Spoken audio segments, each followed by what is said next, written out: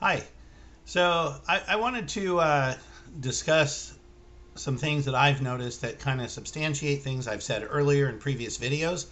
Um, so um, in the temple, um, uh, before the 2023 version, which has really cleaned it up a lot, they have removed a lot of the significance and dominance that Lucifer played in the ceremony. Um, in the post April 1990 version of the ceremony that I went through, no bloody oaths, they were removed in April. I went through in August. So um, I got an opportunity to go to Salt Lake. It was only about, I think, 4 hours from Boise, where I had lived. And when I went to Salt Lake, I started looking around.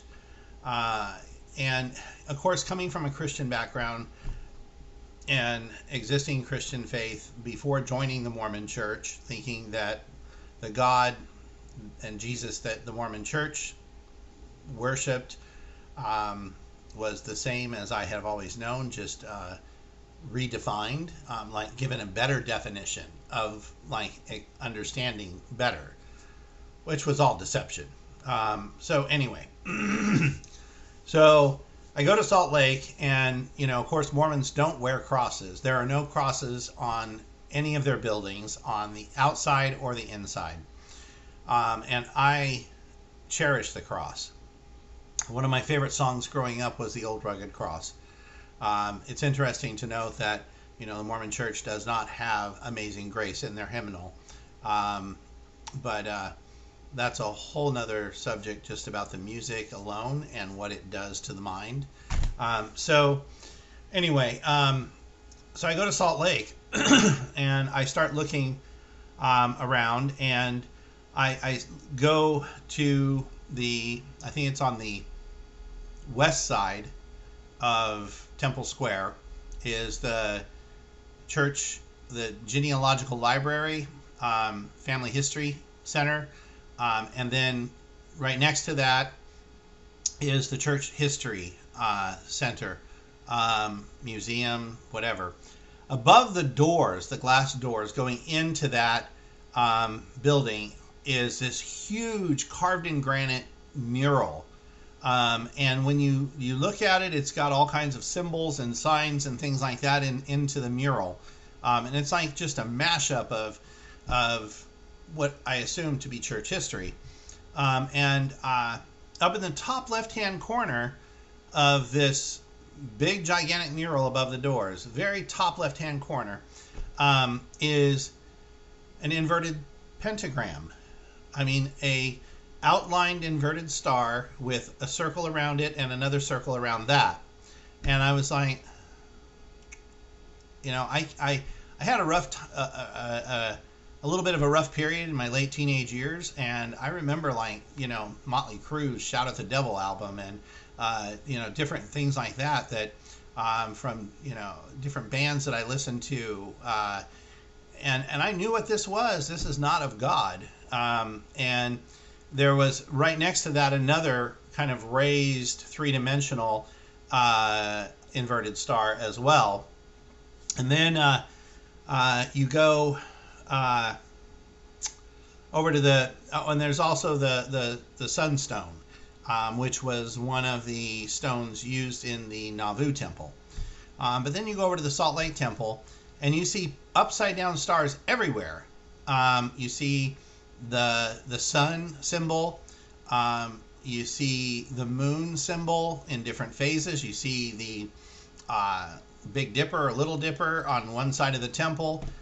You see the handshakes. You see the all-seeing eye of God, or whatever, the one that's on the back of the dollar bill above the pyramid. That's biblical.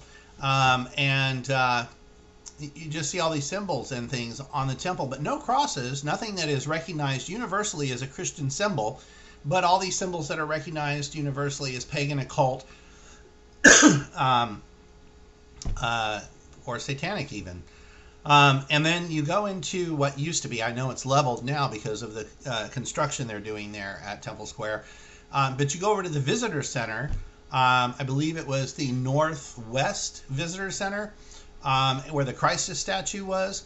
And you go up there, and they have these huge kind of curved windows that look out over the tabernacle, and to the left up here is the temple.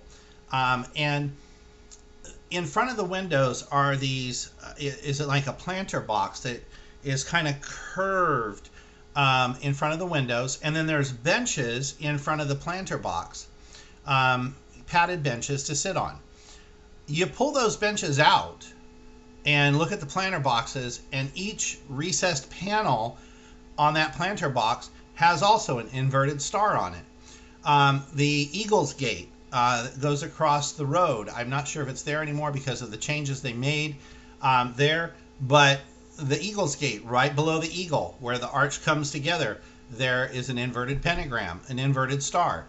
And this is just all over Salt Lake, along with the beehive symbol, which is also Masonic, not just the symbol of the state.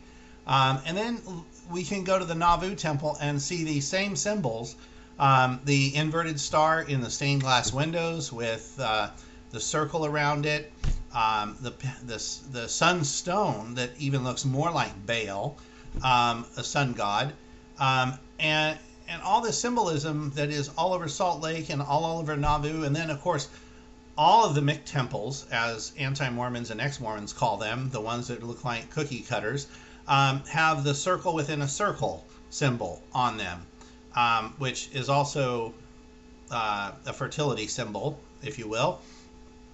So my curiosity is, why do we not use the cross or the fish as a symbol of universal Christianity that is recognized internationally, worldwide, but we have symbols that are recognized internationally, worldwide, as being pagan, occultic, satanic even.